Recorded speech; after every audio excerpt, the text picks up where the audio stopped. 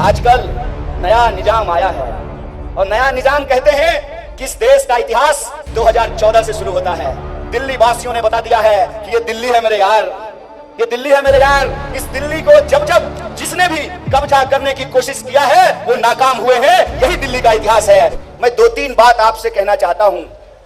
पहली बात, अक्सर हम लोग सुना करते थे कि मेहंदी रंग लाती है सूख जाने के बाद। मैं कहता हूं मेहंदी रंग लाती है सूख जाने के बाद और असली कांग्रेसियों की पहचान आती है मुश्किल वक्त आने के बाद।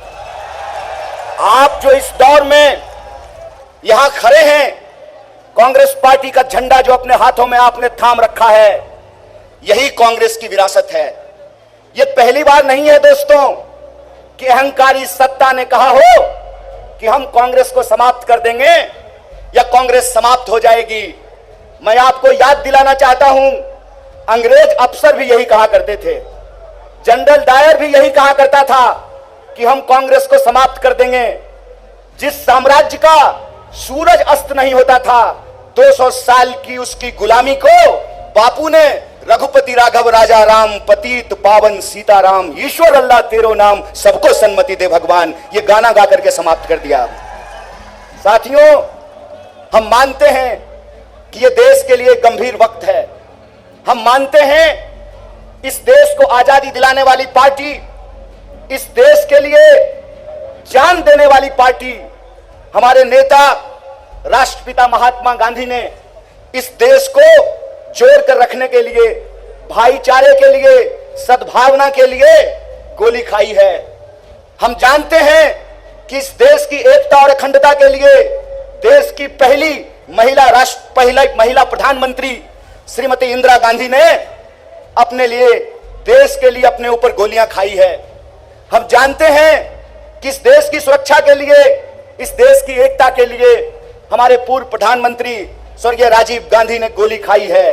इसीलिए मैं आप तमाम कार्यकर्ताओं से कहना चाहता हूं, दोस्तों, भाजपा के छोटे मोटे नमूने गुंडों से घबराने का वक्त नहीं है। हम इनको बताएंगे कि देशभक्ति का मतलब क्या होता है।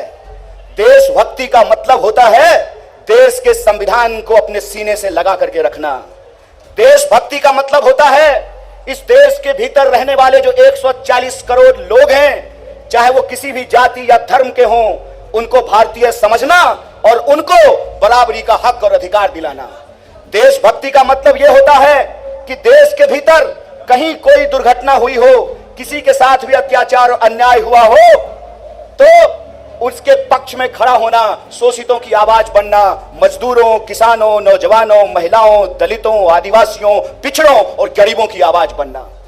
आपको मालूम है आदरणीय प्रधानमंत्री जी 10 साल से देश के प्रधानमंत्री हैं, यमुना के इस तरफ रहते हैं नई दिल्ली में। 10 साल लगा है उनको यमुना पार करने में। मेरा नाम कन्हैया है, अभी प्रधानमंत्री जी को यमुना का किनारा लेकर के आए हैं, पूरी की पूरी सरकार को यमुना पार लेकर के जाना है। इसीलिए मैं आप सबसे यह कहना चाहता हूं कि आपने जो देश भर से प्यार भेजा है, जो मोहब्बत भेजी है, जो चिंता भेजी है, उसका मैं सम्मान करता हूं। लेकिन याद रखिएगा, भाजपा से लड़ने का अनुभव हमारा पिछले 10 साल का अनुभव है। हमने इनके झूठे आरोप देखे हैं, हमने इनका झूठा वीडियो देखा है, हमने इनका झूठा मुकदमा देखा है, हमने इनकी जेल देखी है। इसीलिए हम कहते हैं कि जगह है कितनी जेल में तेरे, देख लिया है देखेंगे। इसीलिए न्याय और हक के लिए जो कांग्रेस पार्टी का संकल्प है कि पिछले 10 सालों से देश के लोगों के साथ जो अन्याय हुआ है, उस अन्याय के खिलाफ हमने ये तय किया है। हमारे नेता जब कन्याकुमारी से कश्मीर तक पैदल चल रहे थे तो देश के किसान उनसे आकर मिले, देश के नौजवान उनसे आकर मिले, देश की महिलाएं आकर उनसे मिली, देश के मजदूर आकर के उनसे मिले, नौकरी करने वाले वो लोग। सिपाही जी इधर खड़ा हैं, ए सिपाही जी इधर खड़े हैं। सिपाही जी, पेंशन मिलता है? नहीं मिलता है ना? 2004 के बाद से पेंशन नहीं मिलता है। कांग्रेस पार्टी की सरकार बनने दीजिए, अगर एमपी को पेंशन मिलेगा, प्रधानमंत्री को पेंशन मिलेगा, तो सिपाही को भी पेंशन देना पड़ेगा। इसीलिए कांग्रेस पार्टी 5 न्याय लेकर के आई है। युवाओं का न्याय, महिलाओं का न्याय, किसानों का न्याय, श्रमिकों का न्याय और भागीदारी का न्याय। इस देश में रहने वाले जो 140 करोड़ लोग हैं, यह देश उनका है और उनके हक और अधिकार के लिए लड़ना, यही कांग्रेस पार्टी की पहचान है, यही कांग्रेस पार्टी की विचारधारा है। आजकल नया निजाम आया है और नया निजाम कहते हैं कि इस देश का इतिहास 2014 से शुरू होता है। मैं कहता हूं जनाब, आपका इतिहास कमजोर है। श्रीमान, थोड़ा ठीक से इतिहास पढ़िए। देश का इतिहास 2014 से नहीं शुरू होता है। देश का इतिहास 5000 साल का इतिहास है। देश का इतिहास सिंधु घाटी सभ्यता से शुरू होता है। और भारतीय होने का मतलब क्या होता है? भारतीय होने का मतलब होता है लोगों के बीच में भाईचारा होना, प्राणियों के बीच में सद्भावना होना। और धर्म का क्या अर्थ होता है?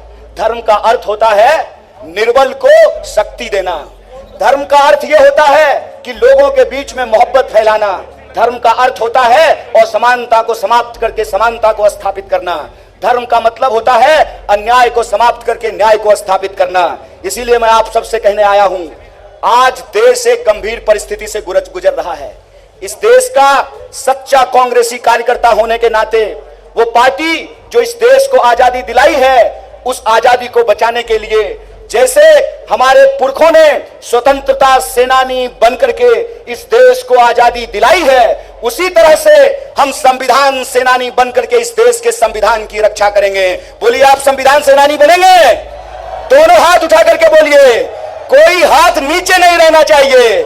आप संविधान की रक्षा करेंगे? आप संविधान की रक्षा करेंगे तो संविधान के ऊपर हमला करने वाली इस पार्टी को हम कहना चाहते हैं, भाजपा को हम कहना चाहते हैं, अभी तो आप 10 साल के लिए शासन में आए हैं और 10 साल शासन में आकर के आपका यह मंसूबा बन गया है कि आप इस देश के संविधान को बदलना चाहते हैं। तो हम आपको कह देना चाहते हैं, हमारी विरासत इस देश की आजादी को लेकर लड़ने वाली विरासत है। हमारी विरासत राष्ट्रपिता महात्मा गांधी की विरासत है। हमारी विरासत डॉक्टर बाबा साहब भीमराव अंबेडकर की विरासत है। हमारी विरासत शहीद आजम भगत सिंह की विरासत है। और उसी विरासत पर चलते हुए कांग्रेस पार्टी ने इस देश की एकता और अखंडता को बना करके रखा। कांग्रेस पार्टी ने इस देश के लोगों को बराबरी का अधिकार दिया। बताइए, अगर संविधान नहीं होता, अगर संविधान की ताकत नहीं होती, तो क्या इस देश में हेलीकॉप्टर पर उड़ने वाला और जूता सिलने वाला का वोट बराबर होता क्या? यह संविधान की ताकत है। इस संविधान की रक्षा करना है हमको। इसीलिए हम आप सबसे ये आग्रह करने के लिए आए हैं, ये लाख कोशिश कर लें, ये लाख गुमराह करने की कोशिश करें, ये लाख आपको चाय की दुकान में, ट्रेनों में, बसों में, दफ्तरों में, व्हाट्सएप ग्रुप पर, शादी में, ब्याह में, लगन में आपको अपमानित करने की कोशिश करें, सीना ठोक करके कहिए कि हम बापू के सिपाही हैं, हमने हंसते हंसते गोली खाई है, इस देश को बचाने के लिए आखिरी सांस तक संघर्ष करेंगे। यह बात आपको पूरे गर्व से कहना चाहिए, पूरे अभिमान से कहना चाहिए। इसीलिए आप तमाम कार्यकर्ताओं से मैं कहने के लिए आया हूं, गंभीर समय है, लेकिन कांग्रेस पार्टी इस देश की सबसे बड़ी विपक्षी पार्टी है। जब ये कहते हैं कांग्रेस मुक्त भारत, इसका मतलब यह है कि इस देश की विपक्ष को समाप्त करके ये देश में तानाशाही थोपना चाहते हैं। इस तानाशाही के खिलाफ इस मुश्किल वक्त में हम तमाम लोगों को, तमाम कांग्रेस के परिवार को एकजुट होकर के रहना है और इनको कहना है, वह पथ क्या, पथिक कुशलता क्या, जिस पथ में बिखरे सूल न हो, नाविक की धैर्य परीक्षा क्या, जब धाराएं प्रतिकूल न हो। इस प्रतिकूल समय में हम तमाम लोगों को एकजुट होकर के रहना है और हमारी एकजुटता का नतीजा यह है कि पूरी दिल्ली में इंडिया अलायंस को लेकर के एक जबरदस्त माहौल बन रहा है।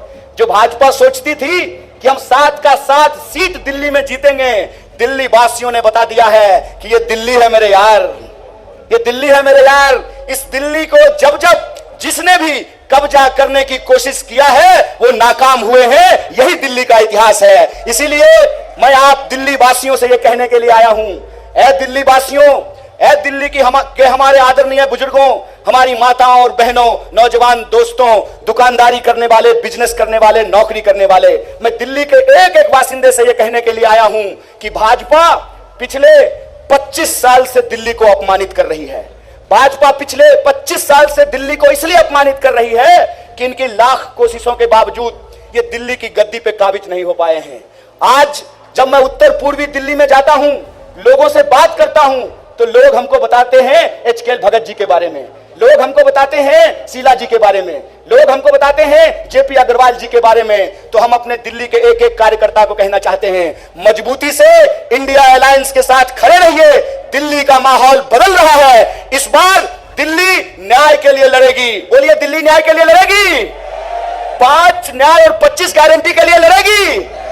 तो लड़ेगी दिल्ली न्याय के लिए और जीतेगी दिल्ली, यह भरोसा मैं आप सबको दिलाने के लिए आया हूं। सो आप तमाम कार्यकर्ता चुनाव के आखिरी दिन तक एकजुट रहिए और जब तक मतदान नहीं हो जाता है तब तक सचेत रहिए, सजग रहिए, एकजुट रहिए। ये गुमराह करने की कोशिश करेंगे, लड़ाने की कोशिश करेंगे, लेकिन लड़ना नहीं है, एकजुट रहना है और संविधान की रक्षा करना है। इस बार दिल्ली में जनता वोट का चोट करेगी तानाशाही के खिलाफ। इस बार दिल्ली का जनता वोट का चोट करेगी संविधान को तोड़ने वालों के खिलाफ।